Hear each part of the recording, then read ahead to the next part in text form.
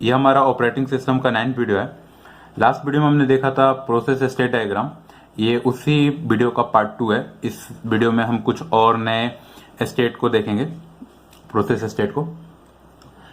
ये last video में हमने बनाया था एंड इसको मैं क्विकली पहले कवर कर देता हूँ। सबसे पहले होता है न्यू एंड देन होता है रेडी। रेडी स्टेट में हमारे बहुत सारे प्रोसेस होते हैं एंड देन उसमें से हम क्या करते हैं, किसी एक प्रोसेस को सीपीयू शेड्यूल कर देते हैं एंड यहाँ पर प्रोसेस हमारा प्रोसेसर पर अपना काम जो भी उसको काम करना करता है। एंड अगर बीच में अगर उसको एआई इनपुट आउटपुट रिक्वेस्ट अगर आता है तो वो चला जाता है ब्लॉक स्टेट या वेटिंग स्टेट में एंड देन वो जाता है रेडी स्टेट में एंड रेडी स्टेट से फिर रनिंग एंड रनिंग से अगर वो कंप्लीट हो गया देन वो टर्मिनेट हो जाएगा।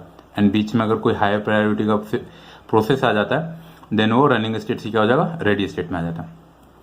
इस वीडियो में हम नया क्या पढ़ने वाले हैं कि ready state, running state and block state, ये तीनों किस में होते हैं, हमारे मेन मेमोरी में होते हैं। एंड मेन मेमोरी का हमारा साइज क्या होता है, लिमिटेड होता है, छोटा होता है। तो रेडी स्टेट में कितने प्रोसेस रहेंगे ये किस पर डिपेंड करेगा, मेन मेमोरी का हमारा साइज कितना है। अब सपोज करो कि हमारा रेडी स्टेट में मैक्सिमम जितना प्रोसेस रह सकता है वो उतना है, मैक्सिमम मान लो कि 3 है एंड 3 ही प्रोसेस हमारा ऑलरेडी रेडी स्टेट में है। एंड ऑल ऑफ सडन कोई एक ऐसा प्रोसेस आता है P4 आता है, P4 का रिक्वेस्ट आता है। P4 अभी रेडी स्टेट में नहीं आया, P4 आता है जो बहुत ही ज्यादा इंपॉर्टेंट प्रोसेस है। ठीक है, P4 आया, P4 को रखने का रेडी स्टेट में भी जगह नहीं है। अभी P4 रेडी स्टेट नहीं आया लेकिन वो P4 जो प्रोसेस है बहुत ही ज्यादा इंपॉर्टेंट है। तो रेडी स्टेट में हमारे पास स्पेस भी नहीं है एंड P4 को हम इग्नोर भी नहीं कर सकते। तो उस सिचुएशन में एक और स्टेट आता है सस्पेंड रेडी। सस्पेंड रेडी में क्या होता है कि एक मैं पहले स्टेट का नाम लिखता हूं, सस्पेंड रेडी।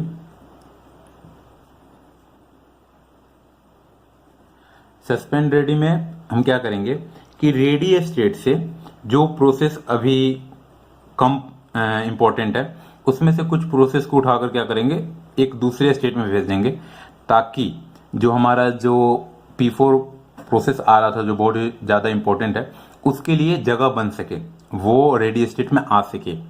ठीक है, तो हम क्या करेंगे, कुछ प्रोसेस को रेडी स्टेट से उठाकर सस्पेंड कर देंगे। क्या करेंगे, सस्पेंड, ताकि वो सस्पेंड हो जाए एंड उसके जगह पर जो हमारा जो इंपॉर्टेंट, जैसे मान लीजिए कि हमने P3 को यहां से हटाकर P3 को हम क्या किए, सस्पेंड रेडी में भेज दिया एंड यहां पर आ जाएगा हमारा P4 जो हमारा बहुत ही ज्यादा इंपॉर्टेंट प्रोसेस था वो आया रेडी स्टेट में। अब P3 को उठाकर हमने सस्पेंड रेडी में भेज दिया एंड P4 को रनिंग स्टेट में भेज देंगे क्योंकि बहुत ही ज्यादा इंपॉर्टेंट है, वो एग्जीक्यूट होगा। एंड देन मान लीजिए कि फिर कुछ टाइम बाद हमारे पास रेडी स्टेट में स्पेस हो जाता है, तो हम क्या करेंगे, जो ये P3 जो हमारा प्रोसेस है ये, इस P3 को फिर से हम सस्पेंड रेडी से कहां भेज देंगे, रेडी स्टेट में। तो इसको क्या क्या बोलते हैं, हम रिज्यूम बोलते हैं कि हमने क्या किया, जिस प्रोसेस को हमने सस्पेंड कर दिया था उसको हमने क्या किया, रिज्यूम कर दिया। सेम उसी तरह जैसे रेडी स्टेट में होता है वैसे ही ब्लॉक स्टेट में भी होता है। ब्लॉक स्टेट में सपोज कीजिए कि हमारा P1 process and P2 process already है एंड वो दोनों अपना इनपुट आउटपुट डिवाइस पर अपना जो भी ऑपरेशन परफॉर्म करना है परफॉर्म कर रहा है। एंड ऑल ऑफ सडन क्या होता है, एक P3 प्रोसेस आता है रनिंग स्टेट से, रनिंग स्टेट में है एंड उसको क्या होता है, इनपुट आउटपुट डिवाइस की रिक्वायरमेंट पड़ती है। तो हमारे ब्लॉक स्टेट में या वेटिंग स्टेट में अब हमारे पास उतना जगह ही नहीं है कि हम एक और प्रोसेस को रख सकें। तो हम क्या करेंगे, वेटिंग स्टेट से कुछ प्रोसेस को, एक या दो प्रोसेस को, उतने प्रोसेस को भेजेंगे जितने जगह में वो जो प्रोसेस आना चाहता है वो आ जाए। हम क्या करेंगे, उसको सस्पेंड कर देंगे। तो उसको क्या बोलेंगे, सस्पेंड वेट बोलते हैं। यहां पर रेडी से करते तो सस्पेंड रेडी बोलेंगे, यहां पर वेट स्टेट से करते हैं तो इसको क्या बोलेंगे, suspend wait.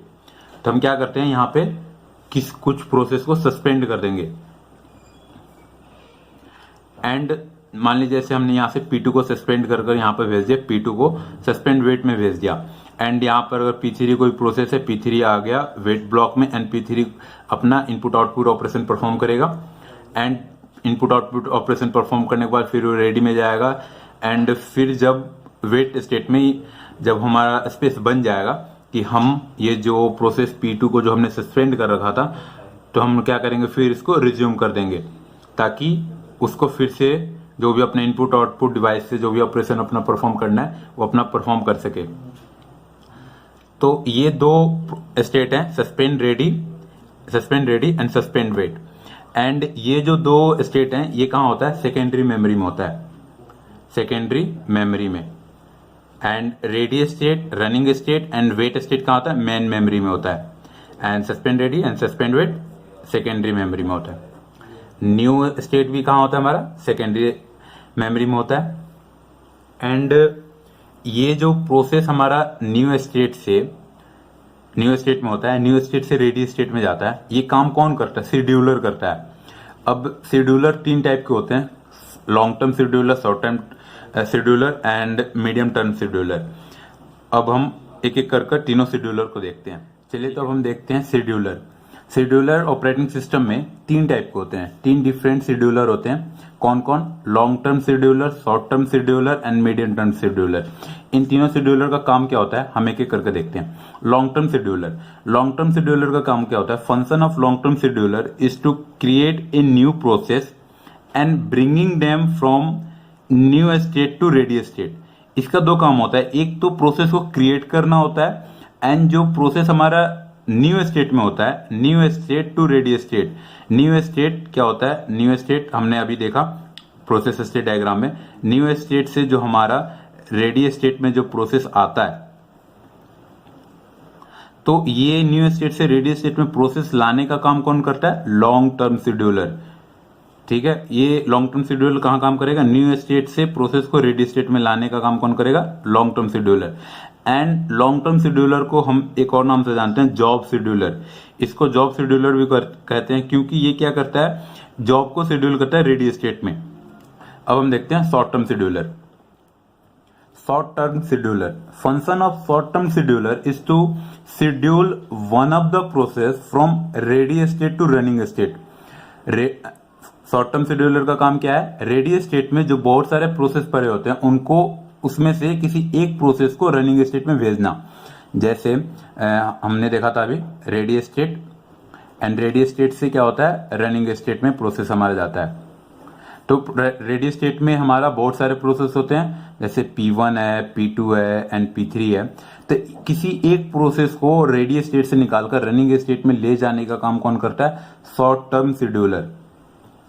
Short term scheduler का काम क्या है, किसी एक प्रोसेस को उठाकर रेडी स्टेट से रनिंग स्टेट में ले जाते हैं।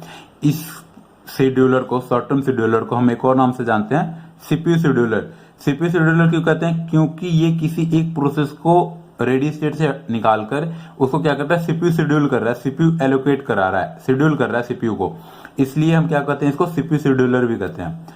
अब तीसरा है हमारा क्या, medium term scheduler. Medium term scheduler का काम क्या है, function of medium term scheduler is suspending and resuming the process between ready and suspend ready और वेट एंड सस्पेंड वेट। अभी हमने देखा कि रेडी स्टेट होता है, रेडी स्टेट से हमारा कहाँ चला जाता है, जब रेडी स्टेट में जब हमारा जगह नहीं होता है और बहुत ज्यादा हाई प्रायोरिटी का जब प्रोसेस आता है, तो हमारा प्रोसेस कहाँ जाता है, सस्पेंड रेडी में आ जाता है, सस्पेंड रेडी में आ जाता है। एंड जब फिर जब रेडी स्टेट में जब स्पेस बन जाता है, देन वो क्या होता है, रिज्यूम हो जाता है एंड यहाँ पर सस्पेंड हो जाता है। तो ये जो सस्पेंड करना एंड फिर प्रोसेस को रिज्यूम करना, ये किसका काम है, मीडियम टर्म शेड्यूलर।